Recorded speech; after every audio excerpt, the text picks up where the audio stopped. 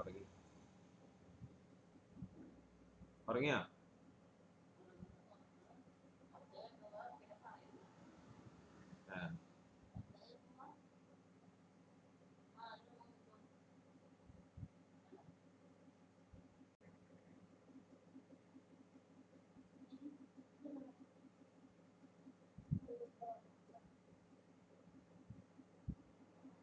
ഉറങ്ങിയില്ല. അപ്പോ മോളെ ഉറക്കാൻ വേണ്ടിട്ട് പിന്നെ ഒരുപാട് വിശേഷങ്ങൾ പറയാനുണ്ട്. അപ്പോൾ നമ്മളുടെ ജീവിതകഥ തുടർന്നുണ്ടാവും. ഒരു കാര്യം പറയാണ് എല്ലാവരും, നമ്മളെ വീഡിയോന് നിങ്ങൾ കമൻസ് വേണം, കമൻറ്റ് ചെയ്യണം. കാരണം വേറെ ഒന്നുമില്ല, നിങ്ങൾ കമൻറ്റ് ചെയ്യുമ്പോൾ മാത്രമേ നമുക്ക് മുന്നോട്ടുള്ള കാര്യങ്ങൾ ചെയ്യാൻ പറ്റുള്ളൂ. അപ്പോൾ നിങ്ങളെ കമൻറ്റ് പ്രതീക്ഷിക്കുന്നു. അതുപോലെ സബ്സ്ക്രൈബ് ചെയ്യാത്ത ഒരാരും സബ്സ്ക്രൈബ് ചെയ്യണം. പിന്നെ നമ്മുടെ ബെൽ ബട്ടൺ അടിച്ചു കൊടുക്കണം.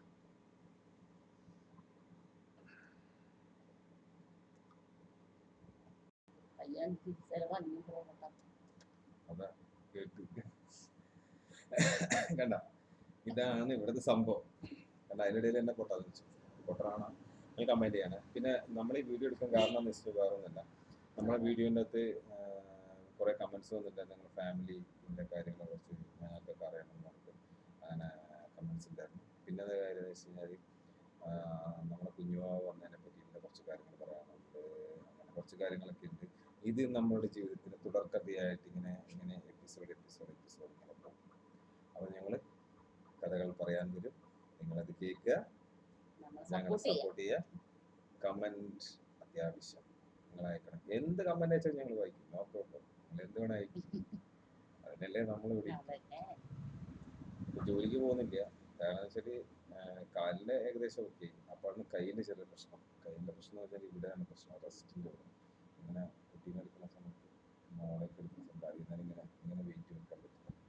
വെയിറ്റ് വെക്കുമ്പോൾ കൈ ഇങ്ങനെ കാണാം, അത് ഡേഞ്ചറാണ്. അതൊരു ചെറിയ ഒന്നും കാണാനൊന്നുമില്ലല്ലോ, ശരിക്കും അങ്ങനെ തൽക്കാലം പോകുന്നതൊക്കെ പോട്ടെ എന്ന് വെച്ചിട്ടല്ലേ. ഇനിയിപ്പം എക്സ്റേ കാര്യങ്ങളൊക്കെ എടുത്തിട്ട് അതിൻ്റെ ഡീറ്റെയിൽ ആയിട്ട് എക്സ്റേ എടുത്തിട്ട് നോക്കണം, കാര്യങ്ങളെങ്ങനെ വെച്ചാൽ എക്സ്റേ എടുത്ത് നോക്കണം, കാര്യങ്ങളൊക്കെ ചെയ്യാം. പിന്നെ വേറെന്താ കുറച്ച് കാര്യങ്ങളൊക്കെ പറയണം. മേലെ ഞങ്ങൾ കുറച്ച് പച്ചക്കറിയൊക്കെ നട്ടിട്ടുണ്ടായിരുന്നു.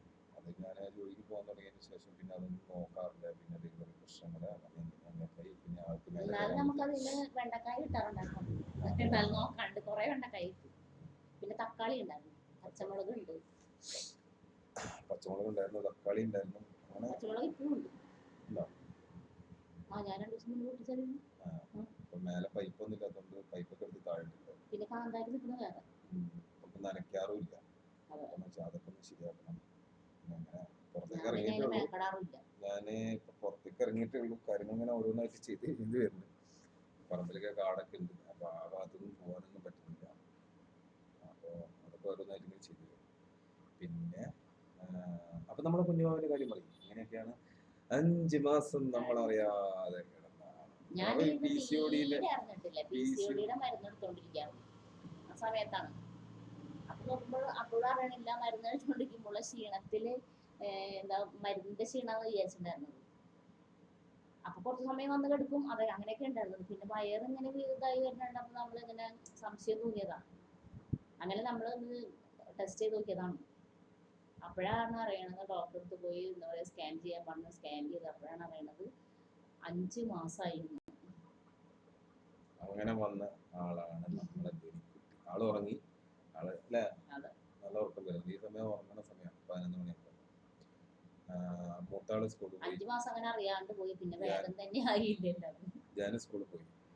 പിന്നെ ജാനുണ്ടെങ്കിൽ ഭയങ്കര ശബ്ദവും കാര്യങ്ങളൊക്കെ ആയതുകൊണ്ട്, പിന്നെ ഒന്നാമത് നമ്മളെ വീട് റോഡ് സൈഡിലായതുകൊണ്ട് അതിൻ്റെ ഹോണും കാര്യങ്ങളൊക്കെ ഉണ്ടാകും. വലിയ ഡിസ്റ്റർബൻസ് ആണ്. എന്നാലും അത് വലിയ കുഴപ്പമില്ല, വാതിലൊക്കെ അടിച്ചാൽ വലിയ കുഴപ്പമില്ല.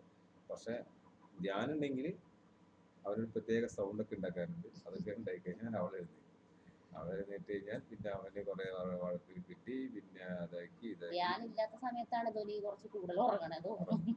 അപ്പൊ ഉറങ്ങും. പിന്നെ ഇനിയിപ്പോ വരും ഒരു 12 അല്ല 1 മണി 1:30 ആകുമ്പോൾ പോയി കൊണ്ടുവരും. ഇപ്പൊ ഞാനെ കൊണ്ടുവരുന്നത് രാവിലെ പോകുമ്പോൾ ഓട്ടോയിൽ വിടും.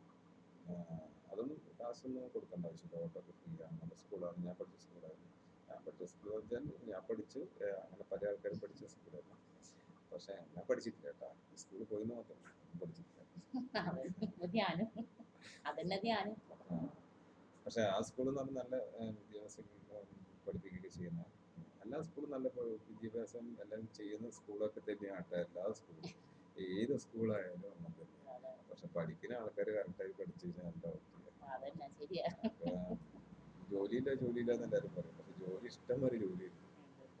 ജോലി ചെയ്യാൻ എല്ലാവരും തയ്യാറാണെങ്കിൽ ഓക്കെ. വൈറ്റ് കോളറും പിന്നെ ഇൻസൈഡും ചെയ്തിട്ട് എല്ലാവരും ജോലി ചെയ്യാൻ പറ്റും. ഞാനത് ശരിക്കും ഒരു കുറച്ച് വർഷങ്ങൾക്ക് മുന്നേ മനസ്സിലാക്കി ഇറങ്ങിയതോടെ എനിക്ക് മനസ്സിലായി സംഭവം എനിക്ക് വെറുതെ ഒരു കാര്യമില്ല. ഈ 500 രൂപേനെ നോട്ട് എടുത്തിട്ട് പോകുമ്പോൾ ആരും ചോദിക്കുന്നില്ല ജോലി ചെയ്ത് വൈറ്റ് കോളറിൽ വെച്ചിട്ടാണോ എടുക്കുന്നത്, ചുളിവുള്ള ഷർട്ട് ഇട്ടിട്ടാണോ ഒന്നും ചോദിച്ചിട്ടില്ല. കട ആരും തരില്ല. അപ്പൊ അതിനേക്കാൾ ഏറ്റവും ബെറ്റർ എന്താ കാര്യം, നമ്മളെ ഏത് പണിയെടുത്താലും കാശുണ്ടാക്കുക. ഏത് പണിയെടുത്ത് മാന്യമായി കാശുണ്ടാക്കിയിട്ട് മാന്യമായ സാധാരണ രീതിയിൽ ജീവിച്ചാൽ മതി. കാരണം ഹെലികോപ്റ്ററിലോ ഫ്ലൈറ്റൊന്നും എല്ലാ ദിവസവും പോകാൻ പറ്റില്ല. അല്ല, അതൊക്കെ പോകുന്ന ആൾക്കാരൊക്കെ ഉണ്ട്. കാര്യം വെച്ചാൽ അവർക്ക് അവരുടേതായ കാര്യങ്ങൾ നടന്നോട്ടെ, അത് വേറെ. നമുക്ക് സാധാരണക്കാരനായിട്ട് സാധാരണക്കാരനായിട്ട് ജീവിച്ചാൽ മതി. കാരണം അതേ മുന്നോട്ട് പോകും. കാരണം വേറെ ഒന്നുമില്ല, കൂടുതൽ ടെൻഷൻ ആരോഗ്യത്തിന് മോശമാണ്, പിന്നെ കൂടുതൽ സന്തോഷം അതും മോശമാണ്. അതുകൊണ്ട് നമുക്ക് ഇങ്ങനെയൊക്കെ പോയാൽ മതി അല്ലേ. അപ്പൊ അങ്ങനെയൊക്കെയാണ് കാര്യങ്ങൾ. അപ്പൊ നിങ്ങൾ എന്തായാലും ഞാൻ ഇടയ്ക്കിടയ്ക്ക് പറഞ്ഞുകൊണ്ടിരിക്കുന്ന എന്താ കാര്യം വെച്ചാൽ നിങ്ങൾക്ക് കമന്റ്സ് അയക്കാം. ഞങ്ങളെ ഫാമിലി നല്ല കമന്റ്സ്, ചീത്ത കമന്റ്സ്, പൊട്ട കമന്റ്സ് വരട്ടെ, ലോഡ് കണക്കിന് വരട്ടെ. ഞങ്ങൾ ഇവിടുന്ന് വേണേ കമന്റ്സ് തന്നെ വായിച്ചിട്ട് ഒരു വീഡിയോ ഇടില്ല. രസമല്ലേ നിങ്ങള് നോക്കും എന്നൊക്കെ വിചാരിക്കും. ചിലപ്പോൾ നോക്കാനൊന്നും സമയം ഉണ്ടാവില്ല. അപ്പോൾ ഞങ്ങളത് വായിച്ചു തന്നാൽ നിങ്ങൾക്ക് നോക്കില്ല, പക്ഷെ കേൾക്കും. അങ്ങനെയൊക്കെയാണ് കാര്യങ്ങൾ. പിന്നെ അപ്പോൾ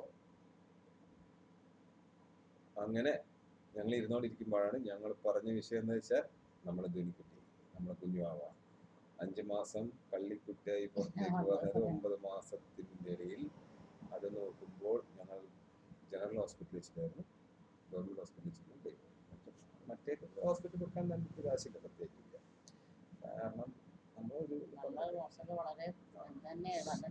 ജോലിയൊക്കെ ഉണ്ട്, കുഴപ്പമൊന്നുമില്ല. ജീവിതത്തിൽ വീട്ടിലടുക്കള കാര്യങ്ങളൊക്കെ റണ്ണിങ് കണ്ടീഷനാണ്, കുഴപ്പമൊന്നുമില്ല. അങ്ങനെ പോയി. പിന്നെ ഓരോ കാര്യങ്ങളൊക്കെ പിന്നെ ഹോസ്പിറ്റൽ കാര്യങ്ങളൊക്കെ അങ്ങനെ. പിന്നെ എന്താ പറയണ്ടേ, ഡോക്ടറെ കാണിച്ചു. അപ്പോൾ ഡോക്ടർ പറഞ്ഞു പിന്നെ പെട്ടെന്ന് ഓപ്പറേഷൻ വേണമെന്നൊക്കെ പറഞ്ഞു അല്ലേ. ഓപ്പറേഷൻ ഉണ്ടാവും, നിങ്ങൾ മെഡിക്കൽ കോളേജിലേക്ക് ചെയ്തെന്നൊക്കെ പറഞ്ഞു. അപ്പോൾ നമുക്കൊരു പേടി. അത് വെച്ചാൽ അവർക്ക് എന്തോ ഒരു ഡൗട്ട്, ഓപ്പറേഷൻ വലിപ്പം കൂടിയ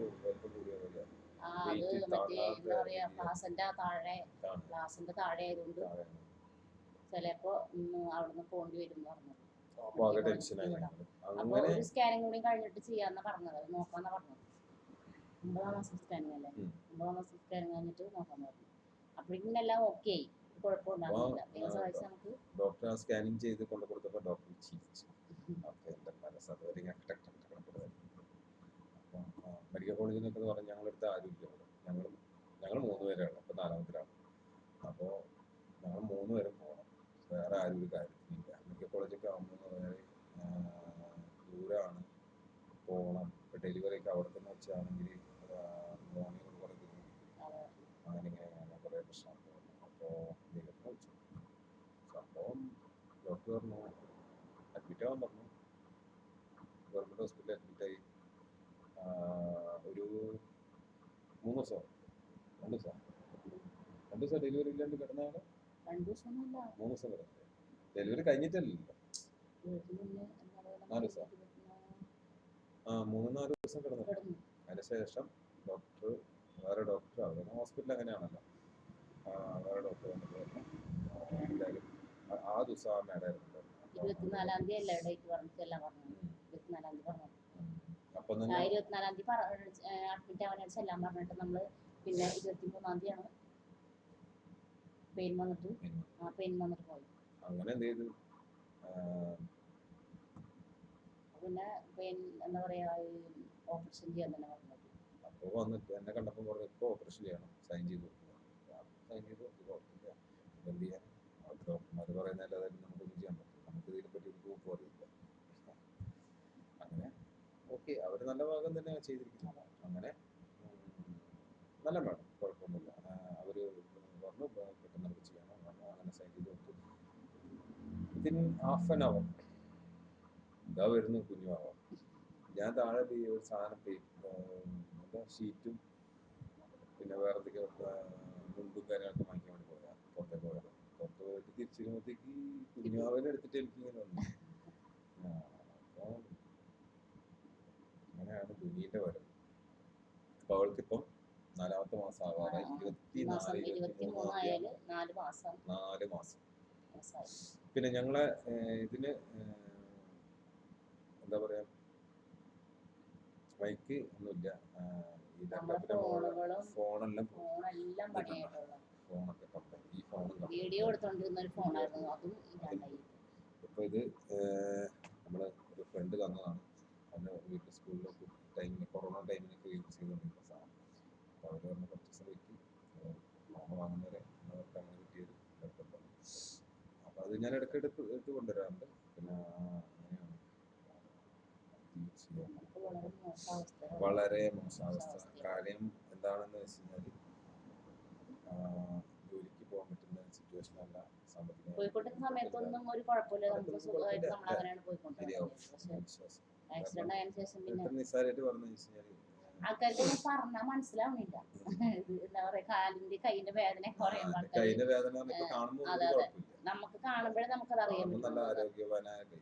നമ്മളത് ഫോണിലൂടെ പറയുമ്പോഴാണ് ഈ വേറെ പ്രശ്നമാണ്, ഈ വേറെ പ്രശ്നമാണ്, ഈ വേറെ പ്രശ്നമാണ്, ഈ വേറെ ഇങ്ങനെ പറ്റില്ല, ഈ വേറെ ഇങ്ങനെ പറ്റില്ല, ഈ വേറെ പ്രശ്നമാണ്, ഈ വേറെ പ്രശ്നം. ഇവിടെയാണ് അടിച്ചത്. ബൈക്ക് ആക്സിഡന്റ് ആയ സമയത്ത് ഈ ഹാൻഡിൽ അടിച്ച സമയത്ത് ഇവിടെയാണ് അടിച്ചത്. ഇവിടെ ഈ അടിയാണ് 1.5 അടി.